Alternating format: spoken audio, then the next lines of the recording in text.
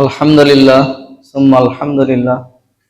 মহান আল্লাহ পাকের দরবারে লক্ষ কোটি শুকরিয়া আদায় করছি যে মহান মালিক আরবি 12 মাসের প্রথম মাস মুহররম মাসের আজকে 1 তারিখ, সপ্তাহের মধ্যে সর্বশ্রেষ্ঠ দিন, পবিত্র জুমার দিন, আল্লাহ পাকের নিকট পছন্দনীয় একটি দিন, জুমার দিন। আল্লাহ পাক ইয়াউমাল জুমুয়া নামে একটি পবিত্র কুরআনুল কারীমে সূরা নাজিল করেছেন। তো আরবি 12 মাসের প্রথম মাস মুহররম মাস আল্লাহ পাকের কাছে সম্মানিত মাস। সপ্তাহের মধ্যে দিনগুলির ভিতরে জুমার দিন হলো শ্রেষ্ঠ দিন। আলহামদুলিল্লাহ।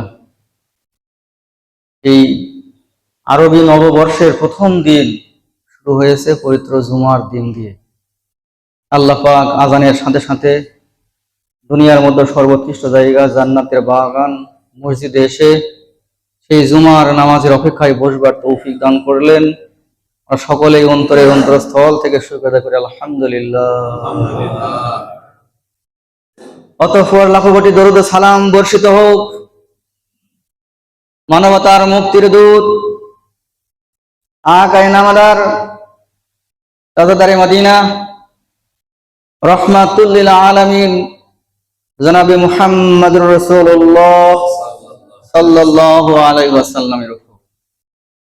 সম্মানিত মুসল্লিবৃন্দ, মুহররম মাসের নাম শুনলেই আমাদের হৃদয়ে নাড়া দেয় কারবালার ইমাম হুসাইন রাদিয়াল্লাহু তাআলা আনহুর সেই মর্মান্তিক শাহাদতের কাহিনী, শাহাদতের ঘটনা আমাদের মনস্পটে ফুটে ওঠে। এই মুহররম মাসের 10 তারিখ, যেটাকে আশুরা বলি আমরা,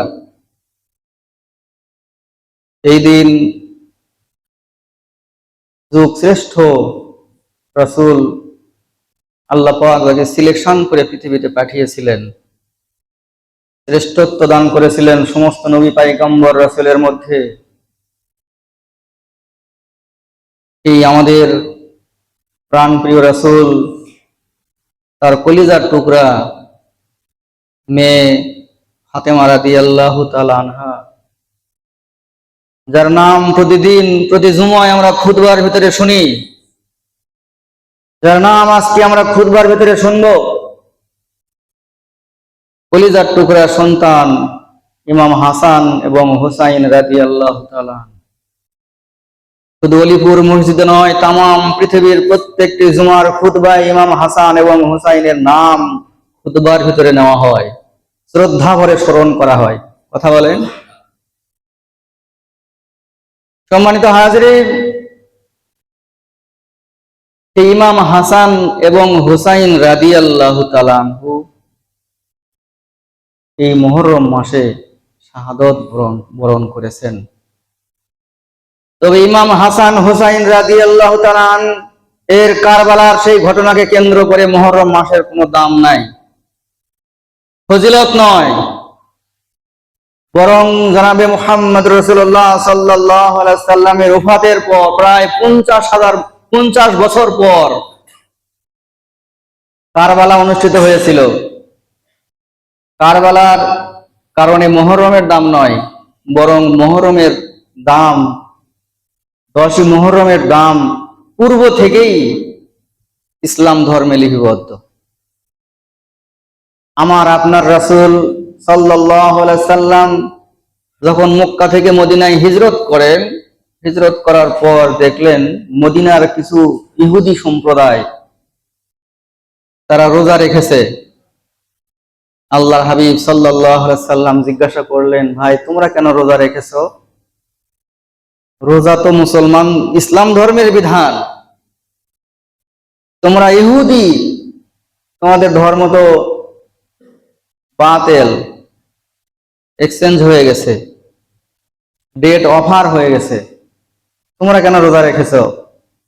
ইহুদি সম্প্রদায় বলল যে আমাদের রাসূল হযরত মূসা আলাইহিস সালাতু ওয়াস সালাম।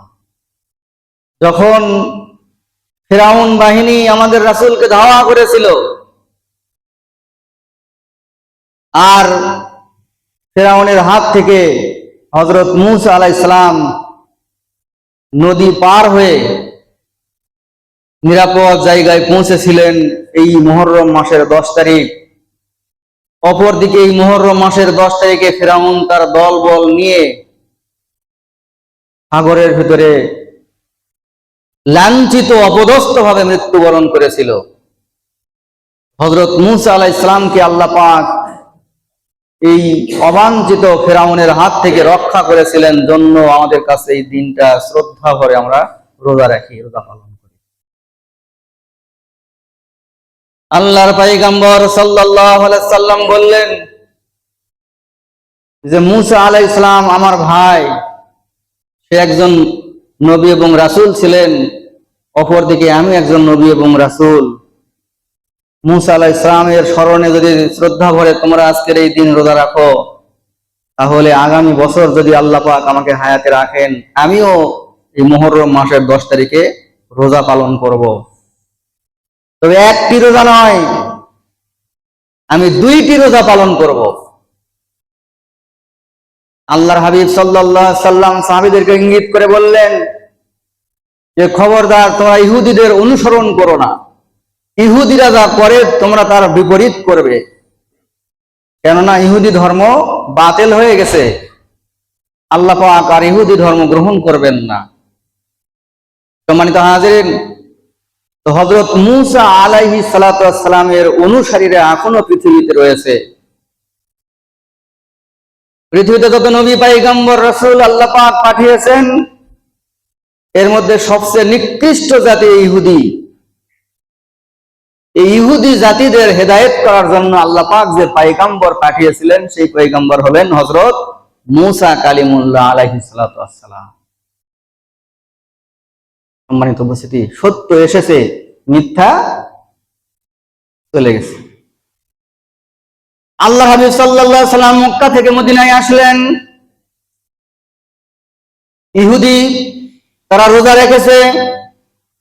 আল্লাহ হাবিব বললেন আগামী বছর যদি আমি থাকি তাহলে কি করব? রোজা থাকবো।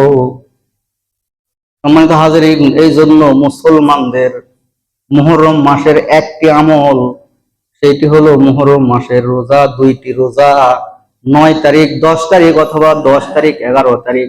আল্লাহ হাবিব ফরমান, যদি কোনো ব্যক্তি আশুরার দিনে রোজা রাখে তাহলে 1 বছরের গুনাহ আল্লাহ রাব্বুল আলামিন ক্ষমা করে দিবে। সুবহানাল্লাহ। সম্মানিত হাজিরিন, আমরা অনেকে মনে করি এই দিন ইমাম হুসাইন শাহাদাত বরণ করেছে, তাই মনে হয় কি রোজা থাকতে হয়। না, ইমাম হুসাইন শাহাদাত বরণ করছেন, আল্লাহ রাসূল তখন তো জানেন না যে কারবালার ময়দানে ইমাম হুসাইন শাহাদাত বরণ করবেন। তখন তো ইমাম হুসাইন রাদিয়াল্লাহু তাআলা আনহু এরকম পরিস্থিতি পরিবেশ হয় নাই। সম্মানিত হাজিরিন, তাই আসুন এই আশুরাকে কেন্দ্র করে আমাদের সমাজে অনেক কুসংস্কার রয়েছে।